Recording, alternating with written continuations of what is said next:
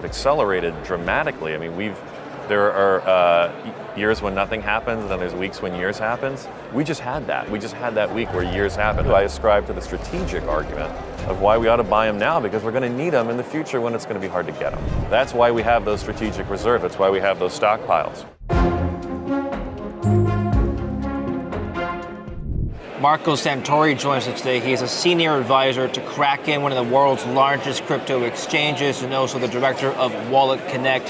What is the future of exchanges in this turmoil, in this period of uncertainty amidst policy changes? Welcome to the show, Marco. I'm David Lin. I'm Bonnie. Thanks for having me. Marco, let's start with the obvious question on most crypto investors' minds, which is how exchanges are navigating changes in policy regarding digital assets.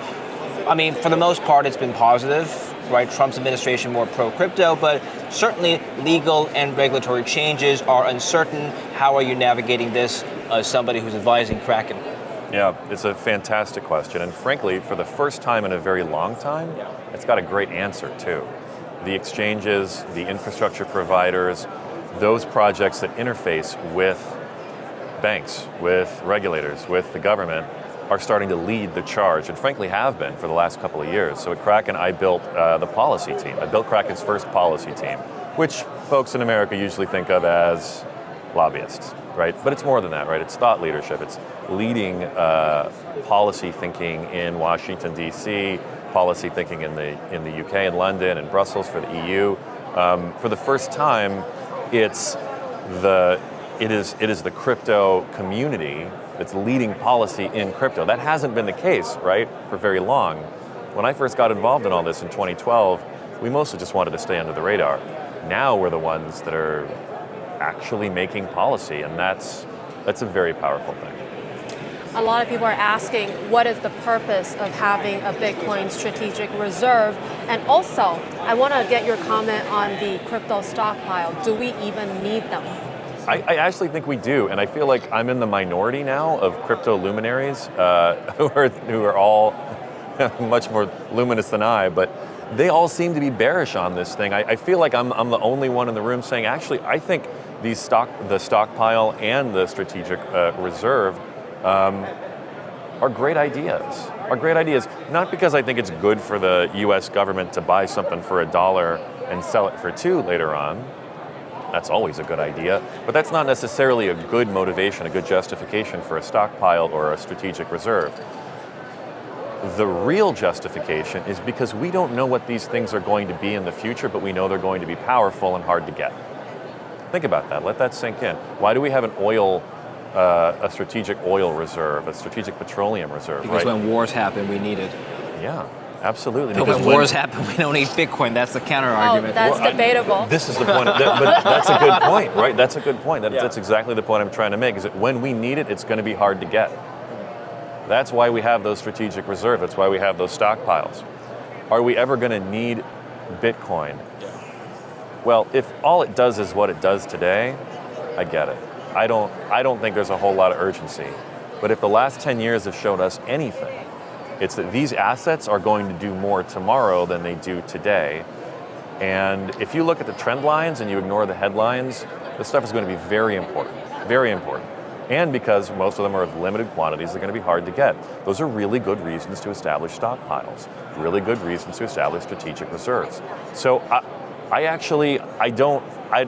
don't ascribe to the economic argument of why we ought to buy these things for $1 and sell them for $2. I ascribe to the strategic argument of why we ought to buy them now, because we're going to need them in the future when it's going to be hard to get them.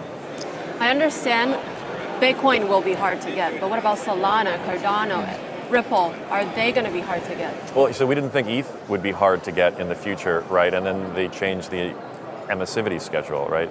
These things can change, and part of their deflationary nature means there's a really good chance that they are going to be hard to get, right? If we go to war, we'll always be able to buy oil. We'll almost always be able to buy oil that we need for the war in your example, David. Yeah. But the question is, at what cost? That's why we stockpile it now. Okay.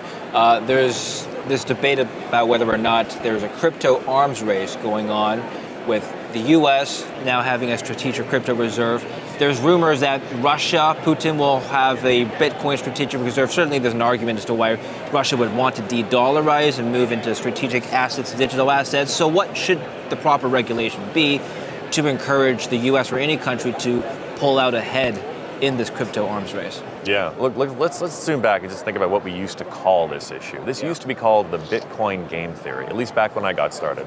And the game theory was actually different than the way it's playing out today. We thought some small country with a small treasury, maybe not a whole lot of debt, but a sovereign wealth fund perhaps, would buy a little bit of Bitcoin. And then their neighbor is going to see that they bought a little bit of Bitcoin, and when they bought the Bitcoin, the price went up. Neighbor might start thinking, could be time to buy some Bitcoin. And so on and so forth until the dominoes, we've all seen the meme, right?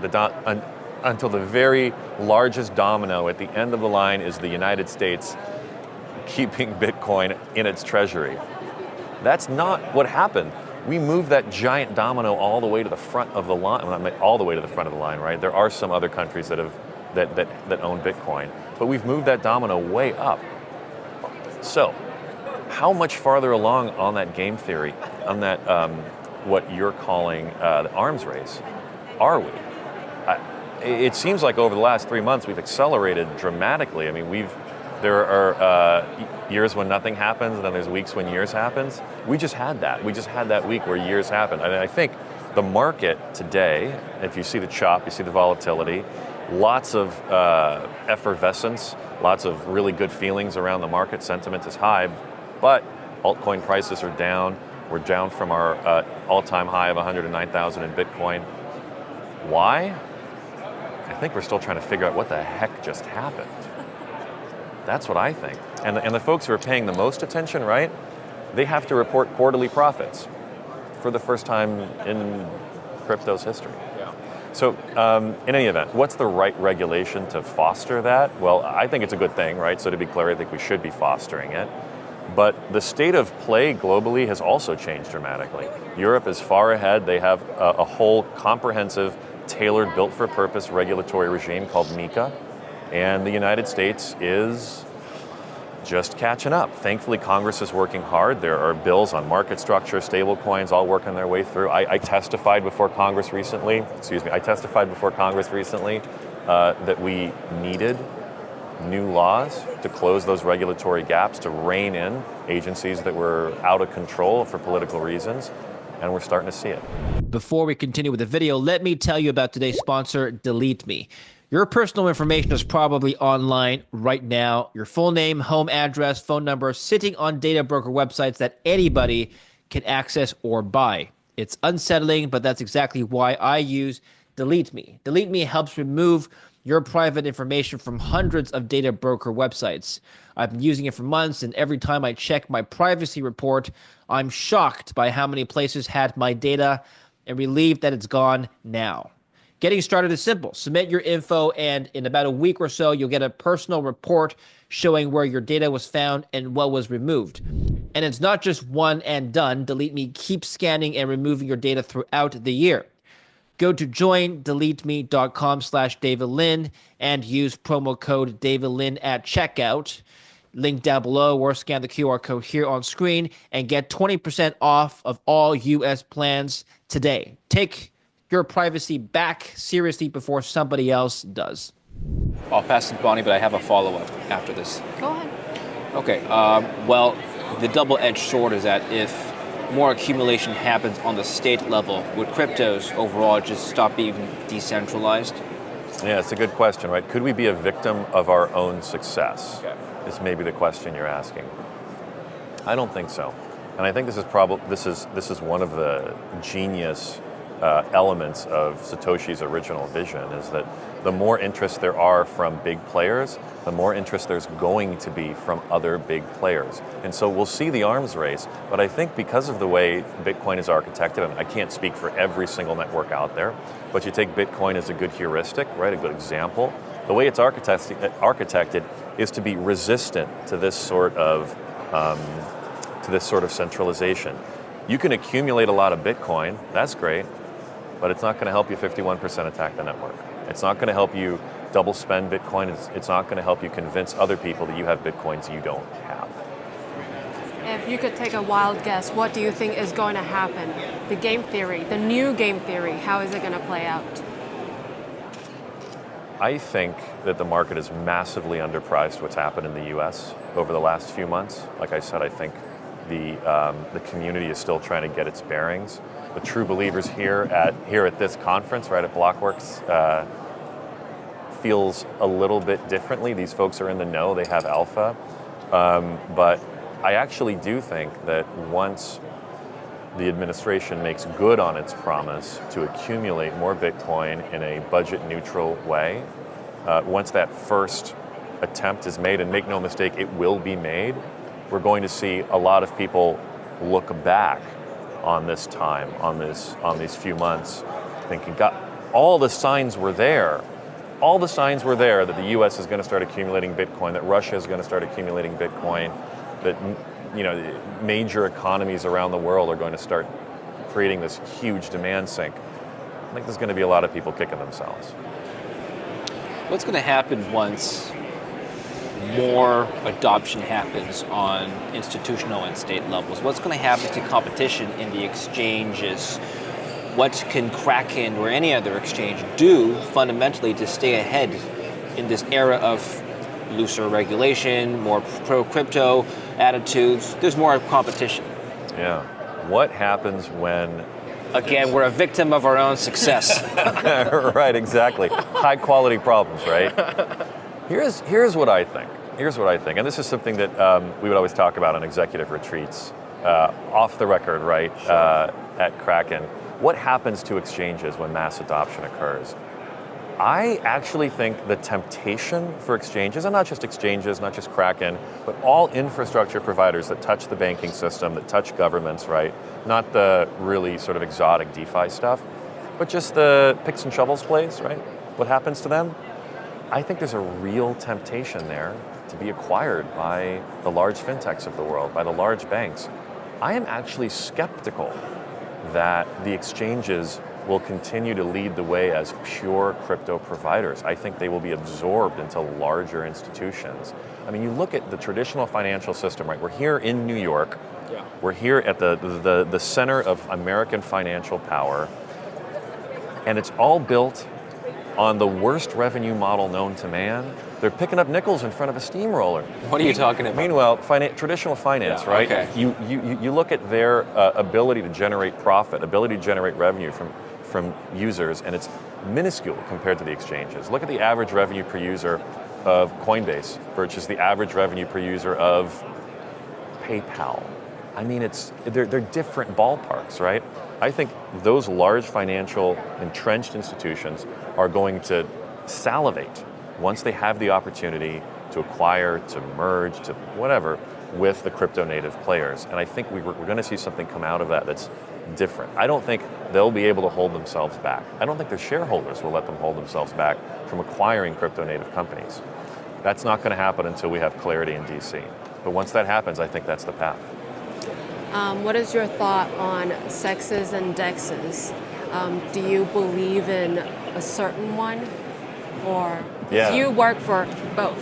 Yeah, I've been on both sides of this, right? So I was Kraken's chief legal officer for 5 years. I was actually outside counsel for more years than that. I go back a long way with the Kraken team and the centralized finance ethos. But today I'm on the board of the Wallet Connect Foundation. Wallet Connect, just to be clear, is what everybody in this room uses to access DeFi, but they never think about it. It's this piece of software that sits in between a web app and your wallet. It connects your wallet to DeFi. That is DeFi versus Kraken, which is CeFi, right? Which is better? Well, surprisingly, if you talk to the Kraken folks, they will tell you DeFi is better. They will tell you DeFi is better. They run a centralized exchange, but they are philosophically aligned for what's really going on here, which is the right to self-custody, the right to peer-to-peer transactions. And if you ask Jesse, our founder, if you believe in that, why do you run one of the most successful centralized financial platforms on the planet? He's going to tell you the same thing he's always said, is that you got to build the bridge before you burn it down. Make no mistake. Kraken is one of the best bridges known to man from the traditional financial system to the world of DeFi. But DeFi is the goal. That's where we want to get. And that may be where a company like Kraken differentiates itself, at least philosophically, from the Coinbases of the world. We are actually true to this ethos of DeFi. Personally, I'm on the board of this foundation that is dedicated to making sure that it's self-custody that leads the way. As I'm transitioning from CeFi to DeFi, I can only hope that the adoption that we see does the same. Why is DeFi the end game? Because let's say for a person like my mom, for her to learn about DeFi, it's close to impossible. But CeFi though, it's easier. Yeah. So it's better for mass adoption, no? Yeah, I think that's the hazard. Not that your mom is a danger or a menace to society, right? But I think that's the danger that we face, is that as adoption grows, too many people see these assets as ticker symbols, as things to invest in, as things to speculate on, when really they're doing something. There's utility behind them. The reason why those who are new to crypto, I think, are intimidated by it, is just because we haven't built those layers, those tools, to make crypto easier to use. And we have to be honest with ourselves. We also haven't built all of the applications that make it worthwhile to use, right? We're still on our way. But I guarantee you that if your mother or my father, or heck, even most of my cousins and friends knew how the traditional financial system worked, they would be tearing their hair out too. They just never have to interact with it, right?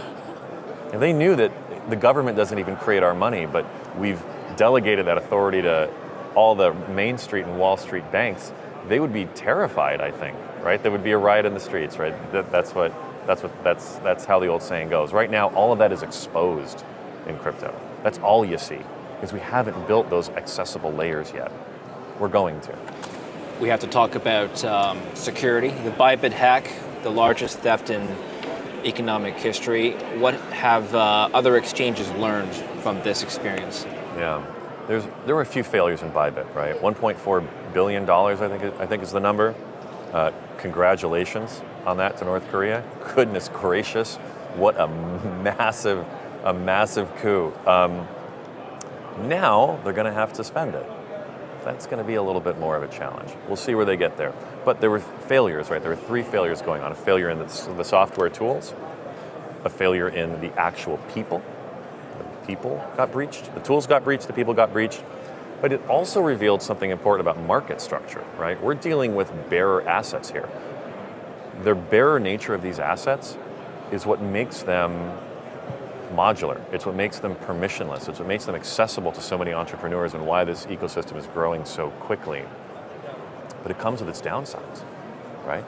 If what North Korea had done was stolen dollars or stolen stock, the issuer of those assets could delete them from the North Korean accounts. Can't happen with crypto. It reveals this double-edged sort of market structure issues, right? The way these assets work. This is not something that would have happened in TradFi, right? So we're at a crypto conference. We like casting shade on traditional finance, but I think we have to be realistic on the drawbacks and the limitations of this bearer system. It also revealed a lot of sort of low water as well. People talk about separating trade execution from custody. If there's one thing that the Bybit hack taught us, is that wouldn't have prevented this kind of thing. Those are not the moral hazards that we need to prevent right now. Replicating the Wall Street system on a blockchain is not going to prevent a hack like Bybit. What do you mean? What do you mean by that? Yeah, so look, in traditional finance, we separate trade execution from custody and clearing, usually, right? We separate those 3 functions.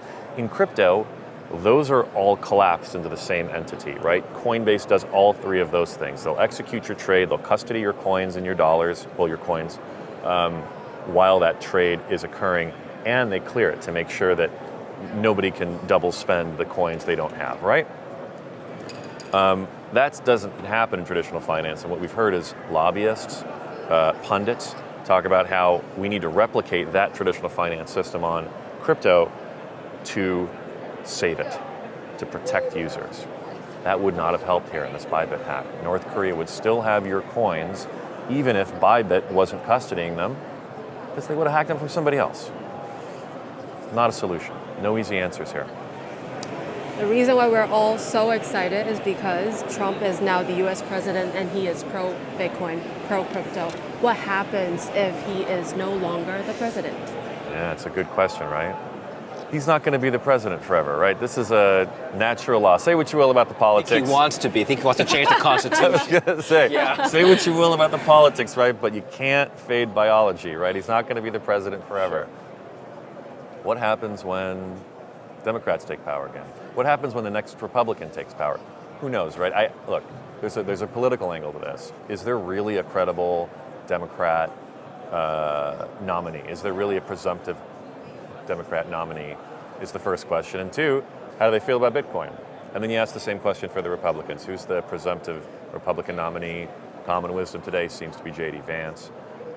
What does he think about Bitcoin? He's a believer. I have personally discussed this with J.D. He is a believer. He is on board. And he's a believer for all the right reasons, for the philosophical reasons, right? He doesn't see this stuff as ticker symbols, as admittedly some people here, even at this conference, do. So I'm hugely optimistic if the presumptive successor, right, J.D. Vance, comes to power. Hugely optimistic. I don't think we even need to discuss that much further. It'd be great. What happens if the Democrats come to power? Who do we have? We have AOC, potentially. Vance was a Democrat, wasn't he? I mean, I'm not saying that. I'm just making the point that not all Democrats are anti-crypto. That I think is probably the most important point, right? The crypto intelligentsia likes to make the point that Democrats are anti-crypto. I disagree. I've been doing crypto policy work in DC since before there was crypto, right? Since it was just Bitcoin. I think it's mostly Elizabeth Warren. I mean, look at all the progressives in the left. They're all pro-crypto. I agree. I mean, that's undeniable, right? Yeah.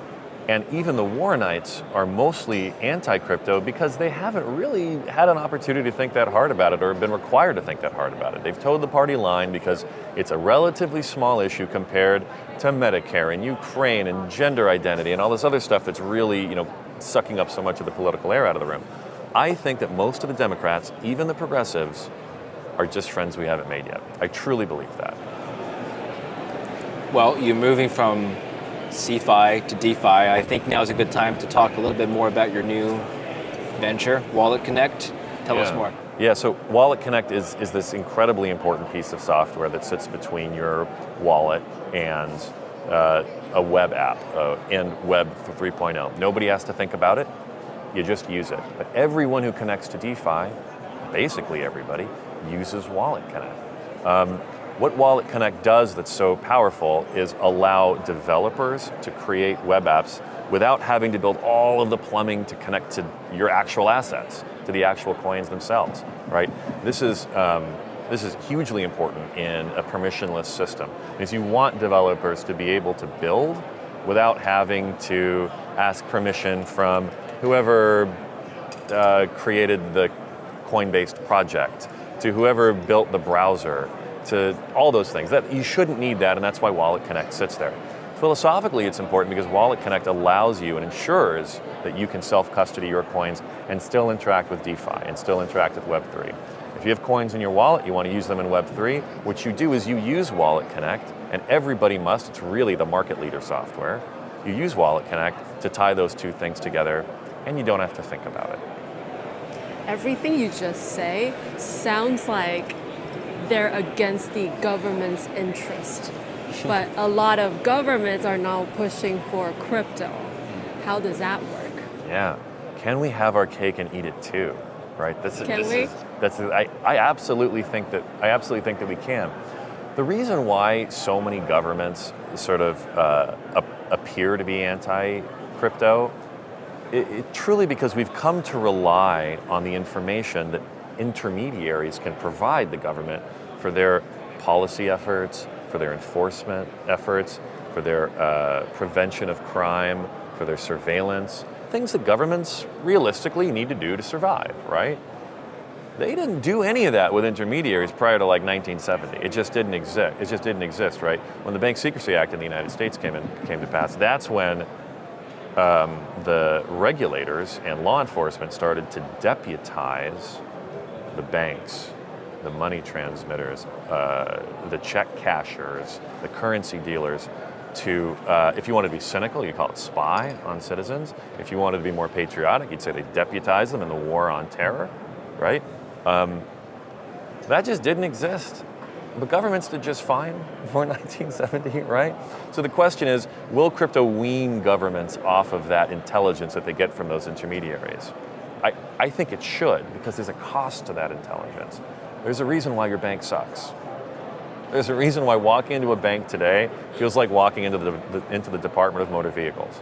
It's because banks are basically just wings of the government today. They have so many rules they have to follow, so many regulators that are in their business, in their branches, oftentimes. It's hard to tell where the government ends and where the private sector begins, right? They're very intertwined. That's bad for consumers. Nobody likes that. Nobody likes paying high costs, high fees. Nobody likes going to their bank and having to answer questions. What are you going to do with this cash?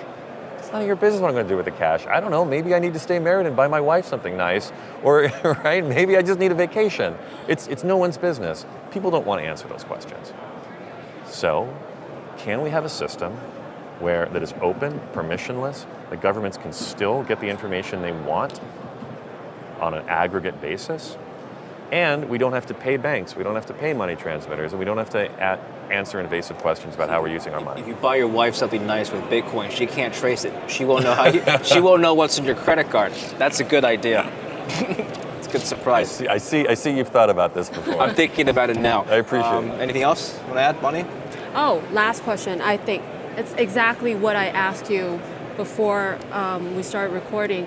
Why is it that in this conference, the institutions are so optimistic, so excited? You look excited, but all the retails are so bearish. Yeah. What happened there? Yeah, and especially when you compare it to 2021, right? In 2021, institutions were kind of backing away from all this, but retail was a frenzy. Yeah. Right? What happened? The last 4 years happened. The Biden administration happened. 4 years of damage caused to the industry that has pushed so much innovation offshore to places where it can blossom into something like FTX, where you can't build functional platforms and protocols with utility, because God forbid Gary Gensler tells you it's a security and he's going to sue you.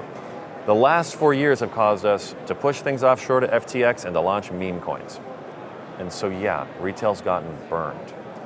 That's why there's not as much retail excitement. It is directly traced to the last administration. And that's why now we live in the world that we live, where institutions are thinking, wait, I have the stamina, I have the staying power to have researched all this, but not gotten burned over the last 4 years. And now, maybe there's some business they can do here, right? But retail, it's just been one hit after another. Will you say utility tokens will be back and meme coins will just die? I think meme coins, I'm in the minority here. I think there is something special about meme coins. I don't own any particular meme coin, but I think it's potentially one of the most culturally significant events since MTV. I really do. I'm not buying any meme coins, and I'm not telling you to, but the fact that, some nerd in Nebraska who maybe doesn't have a lot of friends at school can not only create a funny picture or a funny concept, but distribute that globally, financialize it, trade it, track it, use it as collateral. What? That's crazy. There's got to be something special there. I look forward to finding out what that is. I haven't yet figured it out. And I'm certainly not buying any meme coins right now. All right. Well, I appreciate you sharing your insights. Thank you very much, Marco. Thanks for having me. Yeah. Thank you so much.